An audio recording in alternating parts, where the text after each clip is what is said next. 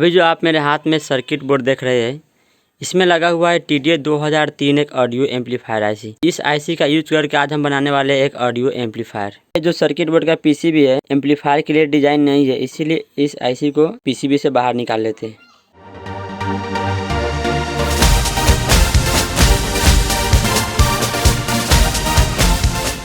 IC को बाहर निकाल लिया हूँ। इसका पिन आउटपुट इस तरीके से है और यह है प्रोफेशनल सर्किट डायग्राम। अगर इसको समझने में दिक्कत है तो आप ये वाले सर्किट डायग्राम को देख सकते हैं। तो हम फटाफट से सभी कंपोनेंट सोल्डिंग कर लेते हैं।